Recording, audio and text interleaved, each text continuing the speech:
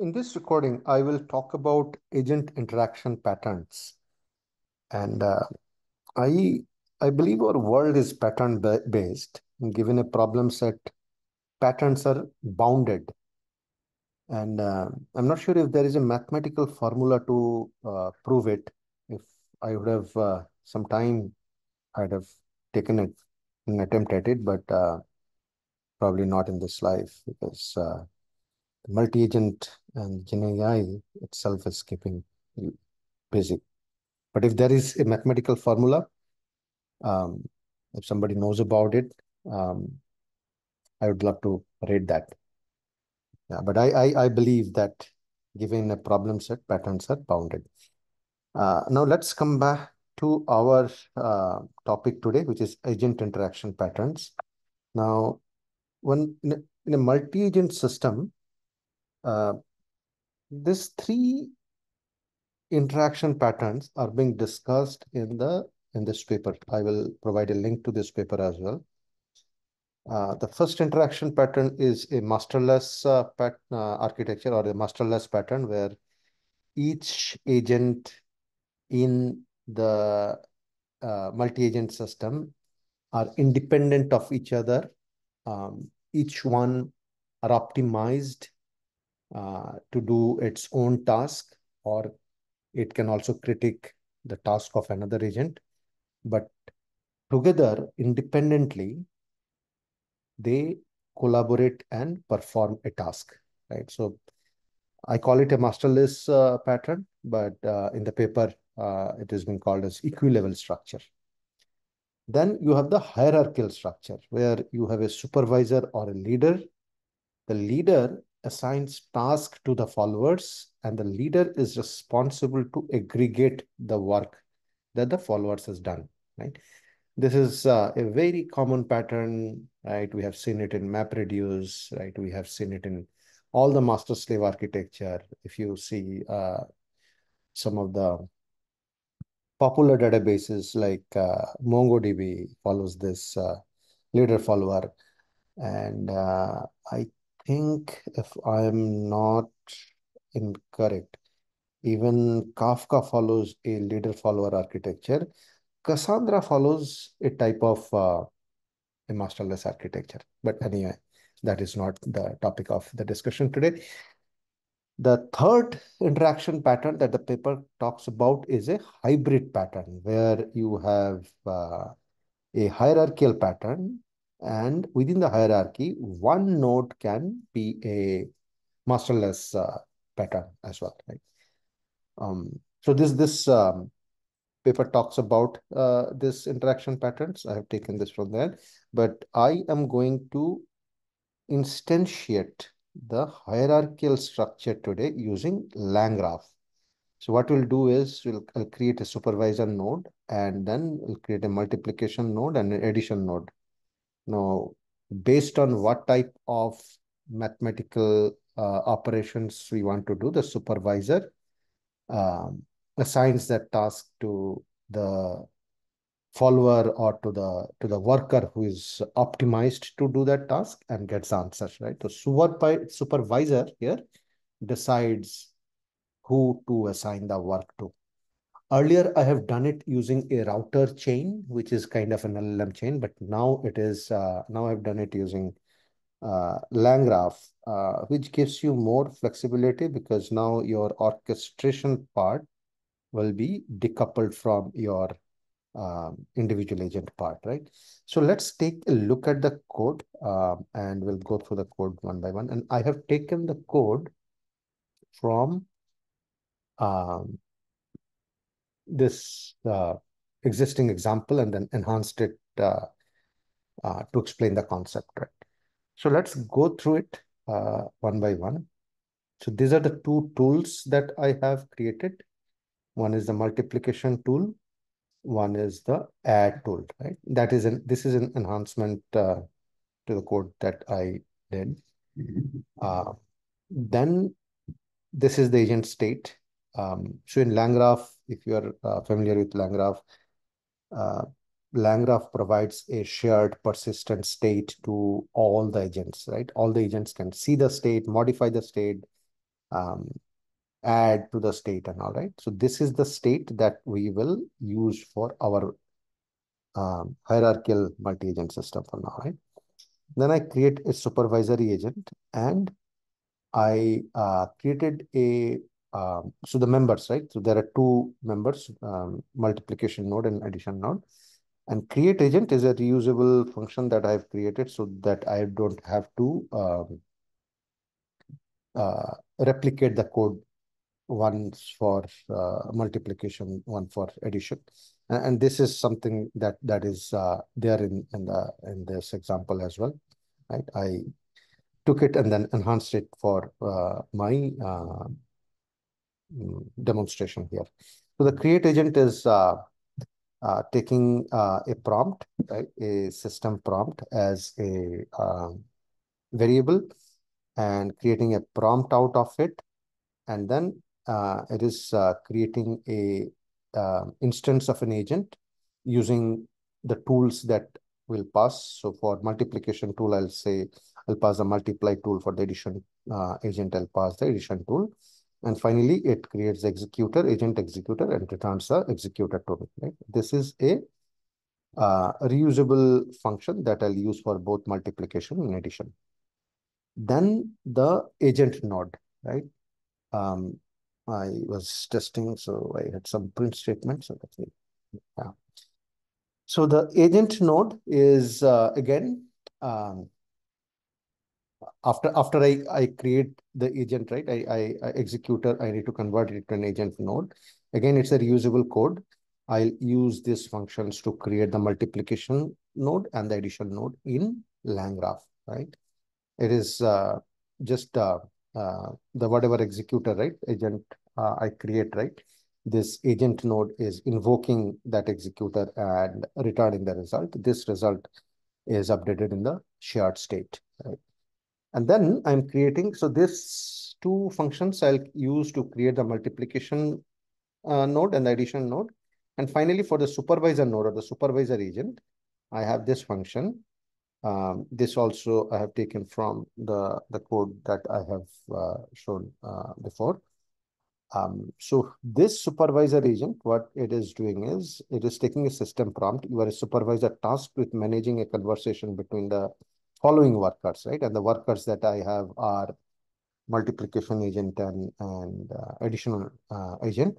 Given the following user request, respond with the worker to act next, right? So what I'm saying, like given the uh, prompt or the user input, the supervisor will decide who is the worker that can take it, whether it's a multiplication worker or addition worker, right? That is what the prompt is saying. And if the task is finished, right, then the supervisor will respond with finish, that to indicate that the particular work is done. And the options that the supervisor can choose is either finish or one of the workers, right? So that the work can be routed to closure or routed to one of the workers, right? This is the function definition. This is an OpenAI function calling. This function is what the supervisor is using to identifying the next best worker or the next best node, right? So basically select the next role, right? So if it is addition problem, it will select the addition node. If it is a multiplication problem, it will select the multiplication node. If it is done, right, then it will be the finish node, right? And finally, we have the system prompt. Given the conversation above, who should act next? Or should we finish? Select one of options, right? The options we have given are nothing but finish and the two nodes, right? So it will select one of the options, right? So between finish and the two worker nodes. And finally, I'm creating the supervisor chain using the prompt, binding the function. This is the function definition. I'm telling the supervisor chain to use that function calling thing, right? And the name of the function is route, right? The function call equal to route. Then I'm using an output parser, just an output parser, so that I can it can be parsed easily, right? Now in the main, I'm creating an instance of the supervisor agency class, right? This is the class, supervisor agency class, right? I'm creating an instance of that. I'm first creating the multiplication agent. So remember, we create a reusable create agent class. So through that, I'm creating the multiplication agent class, passing the LLM, the tool, and the prompt. And then I'm creating the multiplication node. Again, this is, if you remember, this is also a reusable uh, function that I created, right? As part of the supervisor agent agency, right? So that I can, using the agent, I can create the node, right? So I'm using the functools partial because here the state is not yet passed. So the other parameters are known. With that other parameters, I'm creating the multiplication node. Then I'm creating the addition agent and similarly creating the addition node, right? Now I'm creating the workflow, right? So this is the beauty of Langgraph, right? Or the beauty of decoupling between workflow and agents. Right now, the workflow and this agent definitions are all there in my code because I'm just showing a demonstration. Ideally, this part, right, I can completely decouple from the previous part so that the agents are running on their as a separate service and the workflows are running as a separate service. So not only it gives me the capability to scale each service separately, it also helps me to optimize each service separately. And from a or team organization perspective as well, I can have a separate repo for workflow, separate repo for agent, and I can have different teams working on them uh, together, right? It's the same concept of microservices, right? So that's why um, for this part, I say that it's a old wine in a new bottle, right? So microservices and micro agents have a lot of things in common, right? So it's better to reuse the old bottle for the new wine rather than creating an entirely new bottle. There are um, certain nuances for the multi-agent. That is the part you should build, right? And that's how innovations can accelerate. Right. So, and coming back here, like, so I'm creating the workflow, I'm adding the node, multiplication node, addition node, and the supervisor node. And then I'm creating the ages, right? So since I have the members, so I'm creating so each member is connect so to the supervisor. So supervisor to the member, right? Because it's a hierarchical pattern, right? Then I'm creating the conditional map, right? Conditional map is where if it is finished, then it is end, right? If the k is multiply, right? Then it should call the multiplication agent. This is the logic here, right? And yeah, this three is the conditional age logic, right? And finally, the start age, right? The start is I'll start with the supervisor, right? Supervisor is at the top, right? Supervisor is at the top. So let me uncomment this before I execute the workflow. This is where I'm executing the workflow. Let's see how the workflow looks like, right? This is another good feature of LangGraph. So where I can now see how my graph has been created, right? From supervisor, supervisor, addition node, multiplication node, and then, right? The only thing that I would wait for LangGraph to enhance this is like right now it's a static thing, right?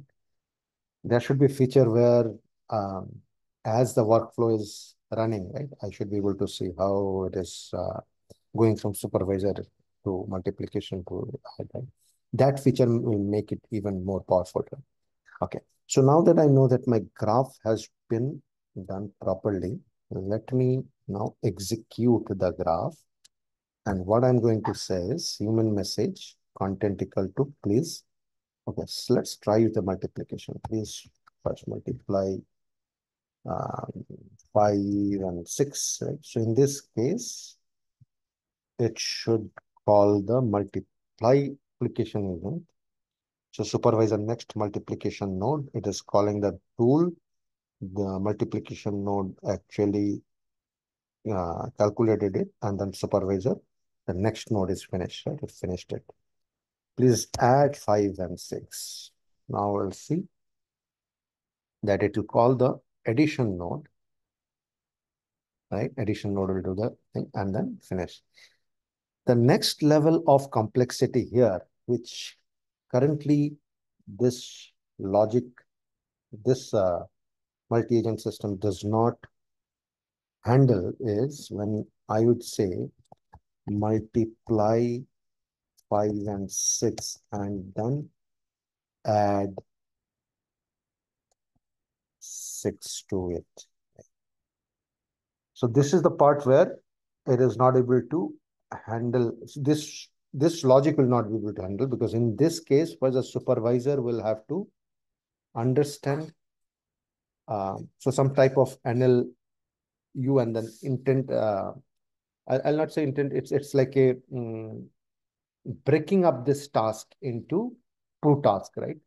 So some planning is required. So that is the next thing that I will try to do during another weekend, where we'll have a planner. The planner, when it gets it right, it will divide the task into two, multiplication and add, and then give it to the agents and aggregate it. That is also possible. I have done it without LangGraph earlier, but I'm going to try it out with LangGraph as well.